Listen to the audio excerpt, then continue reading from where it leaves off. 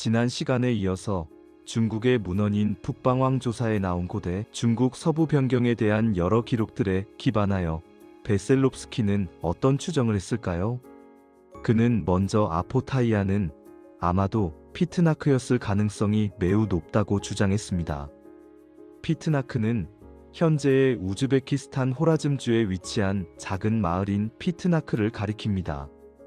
그리고 베셀롭스키는 후시미가 아랍 기록에 나오는 호시미탄과 아주 유사하다고 보았고, 차오가치는 아마도 차르조우, 그러니까 현재의 투르크메니스탄 동쪽 국경지대에 위치한 대도시인 투르크메나바트일 것이라 생각했습니다. 또 노셰볼로는 이란 북동부에 위치한 지역인 호라산의 니샤푸르이고, 메우치는 분명히 오늘날의 투르크메니스탄 남동부 고대 유적 도시인 메르브일 것으로 확신했습니다. 그런데 만약 베셀롭스키의 이와 같은 추정이 옳다면 5세기 초 아무다리아강 좌안에 위치한 호레즘 지역이 여러 국가로 나뉘어져 있었음을 의미합니다. 그러나 베셀롭스키는 오히려 중국의 기록가들이 거의 아무런 근거 없이 각 도시의 지도자들을 독립적인 군주로 생각한 것으로 보았습니다. 그래서 그는 이들 5개 도시들이 국가가 아니라 단순한 도시 수준이었으리라 짐작하기도 합니다. 북방왕조사와 시대가 조금 다른 중국 문헌인 당왕조사에서도 호레즘에 관해 다음과 같이 언급했습니다. 호슌, 다른 명칭으로는 홀리시미나 볼리인 국가는 우후강의 남쪽으로부터 준이까지 남동쪽으로 600리 떨어진 곳에 자리하고 있다. 호슌의 남서쪽은 보시, 다시 말해 페르시아와 접하고, 북서쪽으로는 게스 혹은 서기 6세기의 중앙아시아 서부에서 활동했던 오구즈족의 두굴라 푸족 지역까지 뻗어 있었다. 이 땅은 고대의 소강거국에 속한 유에간의 것이었다. 유에간족의 군주는 치도베이체라는 도시에 본거지를 두고 있었다. 투르크족 계열의 모든 국가들 중에서 오직 여기에서만 수소가 끄는 진마차가 있었다. 그곳의 무역상들은 다양한 국가로 여행을 갔다. 당나라 현종 때 연후인 첨보, 그러니까 서기 742년부터 756년까지의 기간 중 10번째 여름인 751년, 호슌의 군주 샤오시핀이 사절을 파견했다. 그는 당나라 황제의 궁으로 검은 소금을 보냈는데, 당나라 숙종 때 연후인 보응, 그러니까 서기 762년부터 763년까지의 기간 중 762년에 사절이 한 번 더 파견됐다라고 말입니다. 사실 호슌국에 관한 기록은 이전의 기록인 후한서에서도 발견됩니다. 그러나 이렇게 호슌에 대한 어떠한 종류의 중국 기록도 호레즘에는 그리 잘 들어맞지는 않습니다.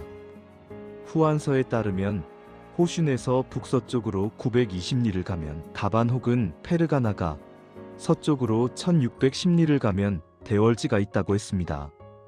그리고 호슌이는 유목민족으로 자유롭게 풀과 물을 찾아 이곳저곳으로 옮겨다니며 유목하는데, 고대의 세세츠, 그러니까 사카이족의 후손이라고도 했습니다. 베셀롭스키는 이와 같은 중국 문헌의 상세한 내용들 모두가 호레즘의 상황과는 잘 부합하지 않는다고 생각했습니다. 특히 그는 751년과 762년에 보내진 사절들이 지역 특산품을 가지고 중국에 간 단순한 무역상단에 지나지 않았으리라고 지적하기도 합니다. 베셀롭스키와 같은 역사가에게는 다행스럽게도 비잔틴 제국과 사산조 페르시아, 그러니까 3세기부터 7세기에 이르기까지 현재의 이란 지역을 지배하던 사산조, 페르시아 간의 관계가 5세기경에 시작된 덕분에 호레즘에 관한 몇 가지 중요한 정보들이 기원 후에 작성된 고대의 서양 문헌들에서도 나타나고 있습니다. 서기 5세기에 저술된 비잔틴의 기록들, 예를 들어 비잔틴 제국의 역사가인 카이사레이아의 프로코피우스가 남긴 기록에서는 훈 에프탈, 그러니까 백흉노 또는 백훈족을 가리키는 훈 에프탈과 키다라, 흉노를 가리키는 훈 키다라에 관한 이야기가 발견됩니다.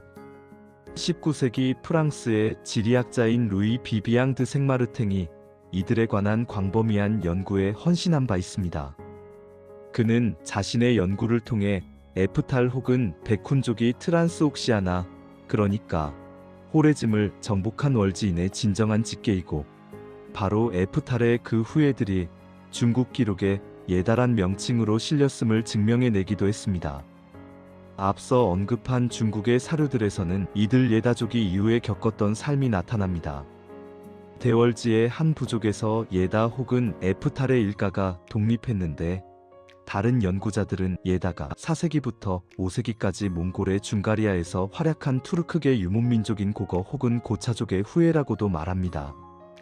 중국 기록에 따르면 예다족은 처음에 알타이 산맥에서 남쪽으로 현재의 중국 서북부에 있는 신장 위구라 자치구의 중심 지역인 허텐에서부터 서쪽에 위치한 호레즘 지역의 북부 국경에 나타났습니다.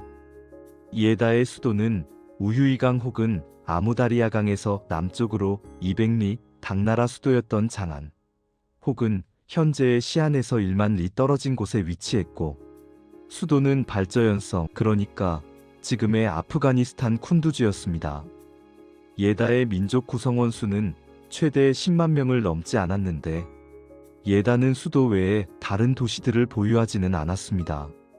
주민 대다수가 목초와 식수를 찾아 자유로이 장소를 이동하며 이동식 천막에 살았기 때문입니다.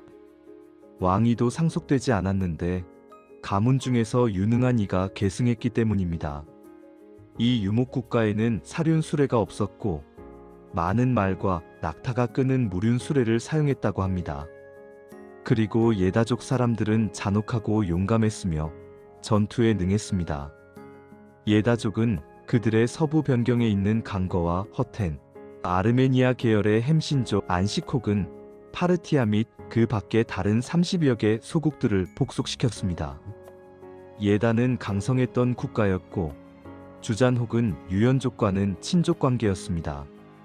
중국 남북 조시대 북위의 5대 황제인 고종 혹은 문성제의 세 번째 연후인 태안 시절인 455년부터 예다족의 군주는 자주 초공을 보냈다고 합니다. 관련 기록에 따르면 서기 525년과 546년, 553년, 558년에 예다로부터 온 사절이 중국에 도착했습니다. 그러나 그 후에 6세기부터 8세기까지 중앙아시아에서 활동한 돌궐, 그러니까 투르크족이 예다국을 멸망시켰고 정복한 예다족을 뿔뿔이 흩어지게 했다고 합니다. 그리고 그로 인해 예다족의 중국 사절 파견은 중단됐습니다. 그런데 흥미롭게도 비잔틴 기록이 전하는 예다인 혹은 에프탈족에 관한 내용 상당수는 중국의 기록과는 다릅니다. 주요한 차이점으로는 중국은 예다의 지도부가 도시에 거주함에도 유목국가라고 했지만 비잔틴은 에프탈인이 정주민족이라고 했습니다. 베셀롭스키는 이에 대해 예다가 아마도 예로부터 정주국가였던 호레즘 지역에 들어온 초창기에는 의심할 여지없는 유목민족이었겠지만 정주로 느리게 변화하면서 호레즘 주변 스텝, 어쩌면 호레즘 지역 내에서 계속 유목했으리라 추측했습니다. 그래서 비잔틴 사람들이 에프탈인에 대해 알게 됐을 때는 이들이 이미 유목민족이 아니었기에 비잔틴 기록가들이 중국과는 달리 오해한 것이라고 본 것입니다. 실제로 비잔틴 제국의 역사가인 카이사레이아의 프로코피우스는 그들을 다음과 같이 기록합니다. 에프탈인이 훈족의 계열이라 해도 우리는 그들을 훈족으로 알려진 이들과 혼동하지 않는다. 에프탈인은 훈족과 함께 살지 않았고 그들과 인접하지도 않았다. 에프탈인은 북쪽에서 페르시아인과 이웃했다. 그 지역에서는 에프탈과 페르시아 사이에 국경 분쟁이 빈번하게 일어났다. 에프탈인은 훈족처럼 유목민이 아니었고 오래전에 비옥한 땅에 정착했다. 그들은 로마의 땅을 한 번도 침략하지 않았다. 훈족 중에서 그들은 유일하게 피부가 백색이었고 특색 있는 얼굴을 지녔다. 그들 중 가장 부유한 이들은 20명 이상의 군주 파벌이었다. 군주들은 언제나 지지자들과 함께 오찬을 했고 자주 재물을 선사했다. 그 재물에 대해서는 공동의 권리가 있었다. 파벌의 수장 누군가가 사망하게 되면 법에 따라 파벌의 구성원들은 죽은 이와 함께 관에 산채로 매장됐다라고 말입니다. 그런데 이 에프탈인 혹은 베쿤족에 대해 페르시아의 무슬림 역사가들과 아르메니아의 기록가들도 여러 이야기를 전하고 있습니다. 다음 시간에는 바로 이 페르시아와 아르메니아의 문헌에 나온 에프탈인에 관한 기록들을 이야기해 보도록 하겠습니다. 감사합니다.